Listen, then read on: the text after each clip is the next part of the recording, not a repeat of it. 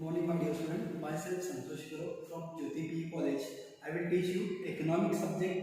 In economics, there are two parts are there. One is Indian economy and another is the statistics. So we will discuss today the only brief syllabus of the Indian economy. In Indian economy, there are 10 chapters are there. First chapter is the Indian economy on the eve of independence. Means the eve means before 1947. That is the meaning of that eve. The Indian economy on the eve of independence. Before 1947, how the economy was run. We will study in this chapter. First is that the low level of economic development. Now, why economic development was very low? Because in the British period of time, the national income and the per capita income was very low. Now, what is the national income? National income means sum of the total income of all goods and services produced in a country within a 1 year.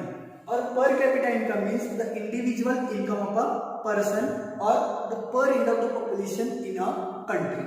The second is that the industrial sector or agricultural sector. In the agricultural sector, the 85% people are living in the rural area, and those who are living in the 85% rural area, they are totally dependent on the agriculture. But agriculture productivity was very low because they are collecting the rent from the tillers.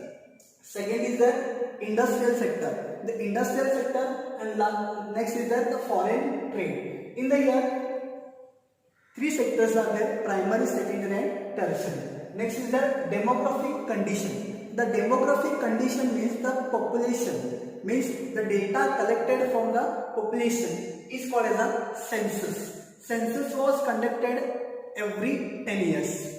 That is called as a demographic condition. And next is the occupational structure. Occupational structure means the three sectors are there: primary, secondary and tertiary. In the primary sector, how many people are working? Secondary sector, how many people are working? And tertiary sector, how many people are working? In the primary sector, 75% people are working.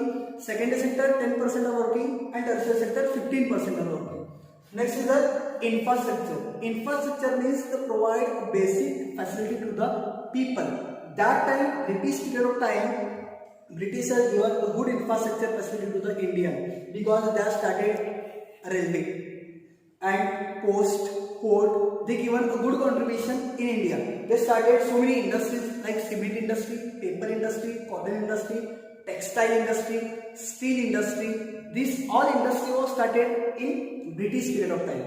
Second chapter is the Indian economy 1950 to 1990 because it is linked between the first chapter, second chapter and third chapter. First chapter is there before 1947, second is there 1950 to 1990 and third is there 1991. So the second chapter Indian economy 1950-1990. First is that the goal of 5-year plan.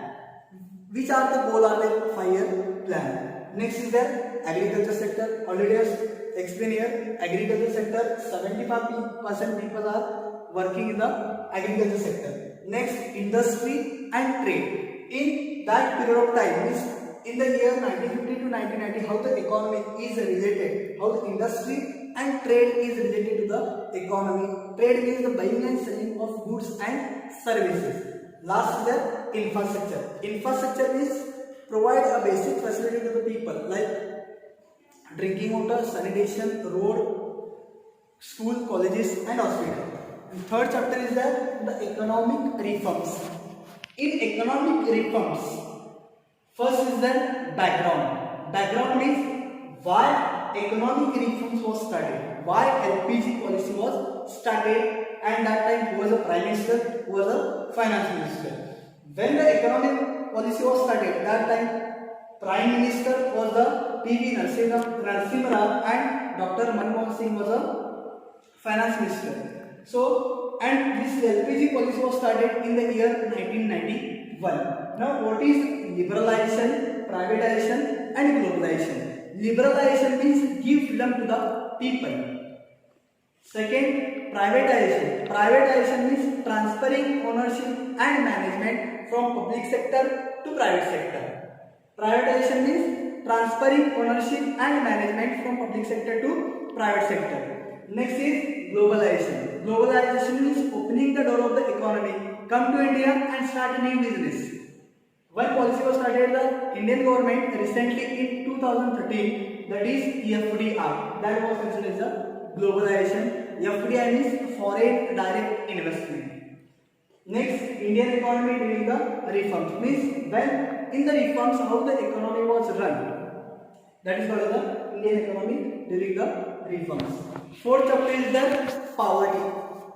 Now, what is poverty? How to identify the poor people? Who are the poor? And how many poor are there in India? We will study in this chapter. Now, what is poverty? Means meaning of poverty. Poverty means the persons who are unable to get three basic needs like food, clothing, and shelters. Means those who are not getting three basic necessities like food, clothing, and shelter. That is called as a poverty. Who are the poor? Means those who are not getting the food, clothing, and shelter. That person is considered as a poor. Now, how are the poor identified? This is very important. Means we can't say that person is a poor and no one will tell yes I am poor. That's why this concept is very important. How are the poor identified?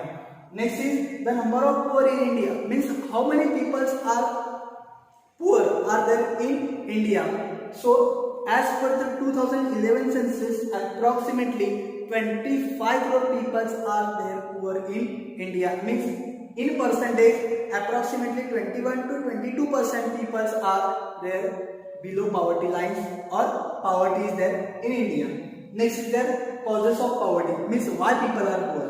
What is the main reasons are there why people are poor? Main is there like education.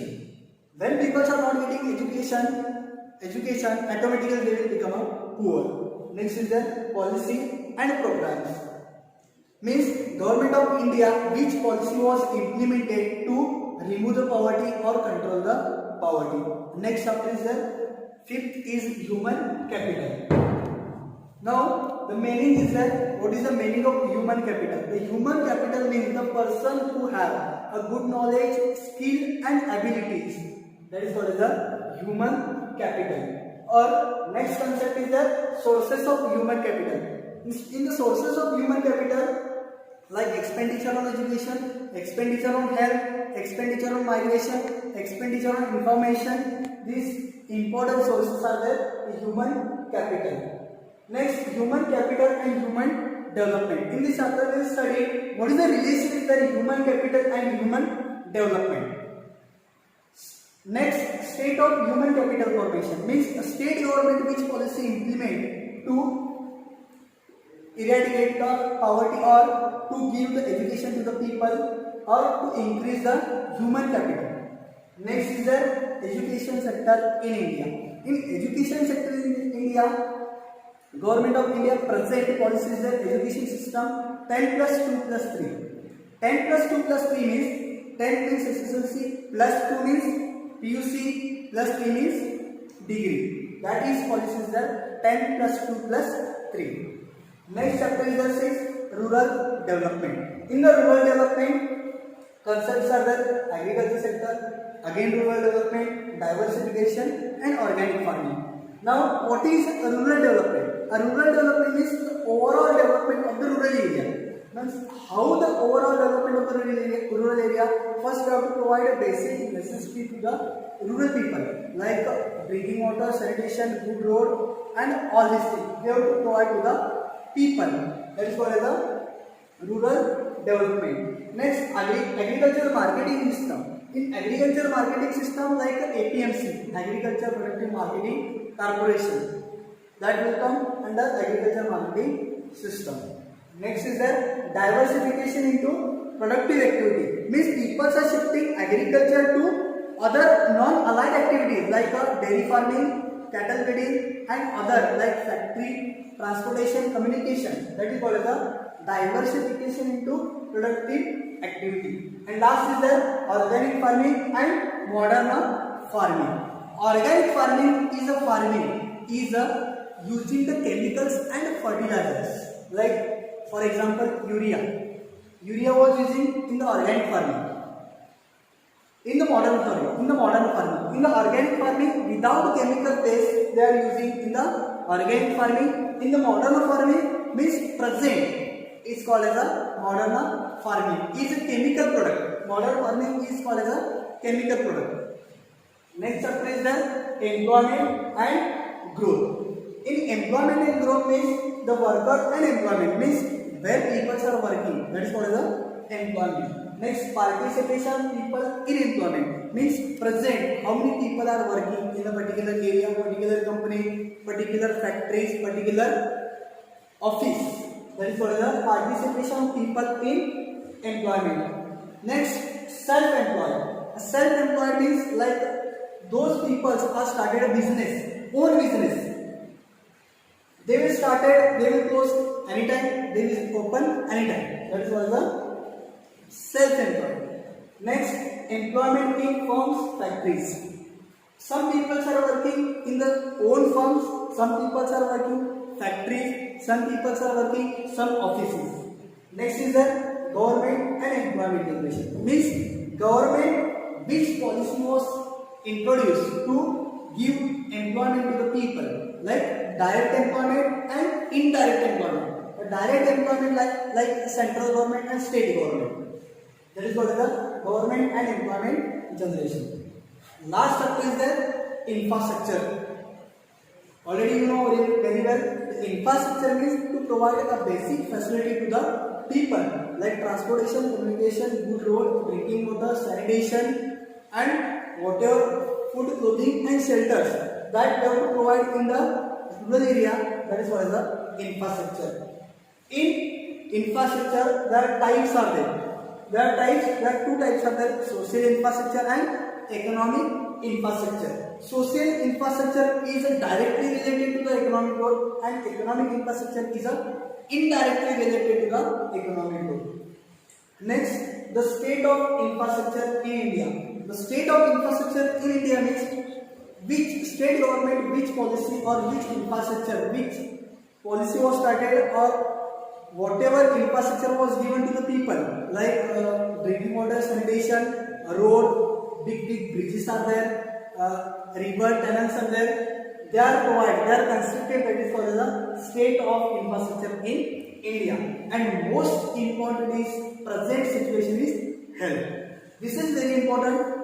In infrastructure facility, government should be provide at least health free of cost. That is called the every district they are constructed one government hospital like a civil hospital. That is called the health.